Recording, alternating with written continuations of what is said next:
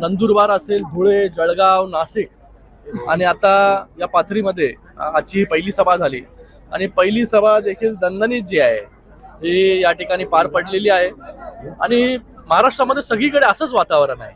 जिकडे कधी शिवसेनेची ताकद नव्हती तिथे देखील लोक जे आहे उत्साहाने जे आहे हे सहभागी होत आहेत प्रचार सभेमध्ये, जाहीर सभेमध्ये.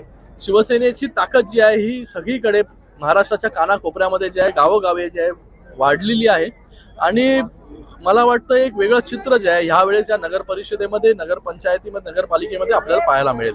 पाथरीमध्ये आपल्याला माहिती आहे की सईद खानच्या माध्यमाने अगोदरच मोठी विकास कामं जी आहेत, मोठा निधी राज्य सरकारच्या माध्यमाने माननीय उपमुख्यमंत्री एकनाथजी शिंदे साहेबांच्या माध्यमाने ऑलरेडी पाथरीमध्ये आलेला आहे.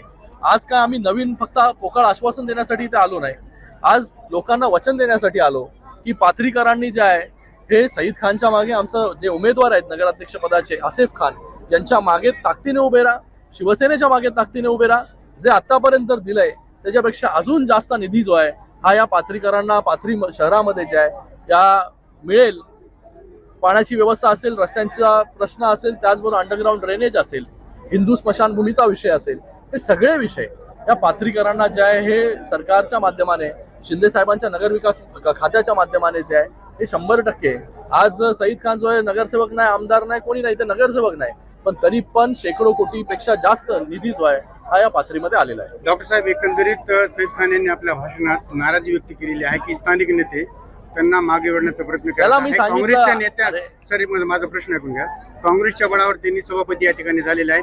अशा शिवसेनेच्या संचालकांवर कारवाई होणार का? कारण त्यांनी असं भाषणात सांगितलेलं आहे की डॉक्टर श्रीकांत शिंदे यांच्या आदेशानंतरच आम्ही सभापती पदावर विराजमान झालो. लोकल राजकारण जे आहे खूप काही वेगवेगळ्या प्रकारे जे आहे होत असतं या ठिकाणी. सईदला मी एवढं सांगितलं आहे की तुझ्या मागे जे आहे, सईदच्या मागे शिवसेना जी आहे, माननीय उपमुख्यमंत्री एकनाथजी शिंदे साहेब पूर्ण ताकदीने उभे आहेत आणि आतापर्यंत त्याचा प्रत्यय जो तुम्हाला आलेला आहे. बाकी लोकल राजकारण काय होतं, आज आपल्या नगर परिषदेची निवडणूक आहे, त्याच्यावरती कॉन्सन्ट्रेट करून आपला नगराध्यक्ष कसा निवडून येईल त्याच्यावरती सगळ्या कार्यकर्त्यांनी काम करायचं. शिवसेना 1 नंबरला राहील का येणाऱ्या निवडणुकांमध्ये? बघा, कोण 1 नंबर कोण 2 नंबर ह्याच्यावरती आम्ही कधीच पडलो नाही. आमचा पक्ष जो आहे, आज शिवसेनेची ताकद जी आहे ती आज वाढलेली आहे.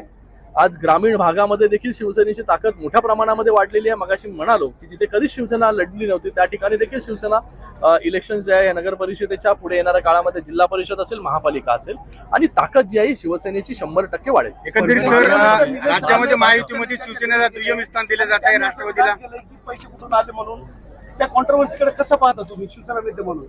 आता मी कालपासून आहे ना, मी तुम्हाला सांगितलं नंदुरबार, धुळे, जळगाव, नाशिक आणि मग रात्री संभाजीनगरला आलोय. तर त्या परिस्थितीमध्ये मला जे आहे हे पूर्ण त्याची इन्फॉर्मेशन घेता आलेली नाही.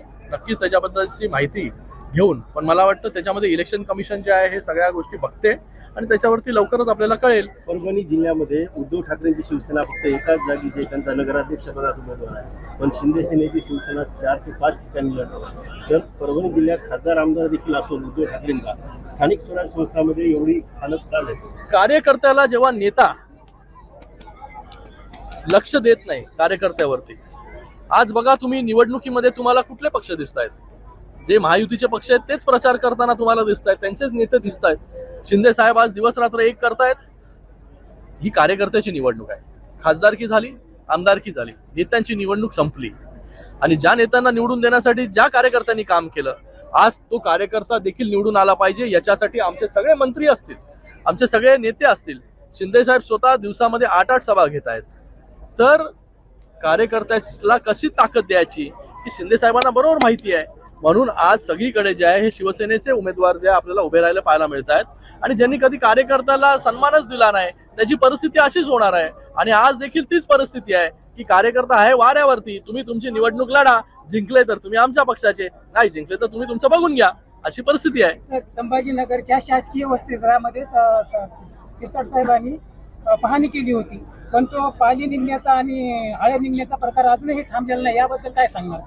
त्यांच्यावर संबंधित इथं जाऊन आयुक्तांनी पाहणी केलेली आहे. संबंधित जो कोणी त्याला दोषी असेल त्याच्यावर FIR नोंद केलेला आहे आणि पूर्णपणे कारवाई केलेली आहे. यापुढे असा प्रकार घडणार नाही याची आम्ही काळजी घेतो.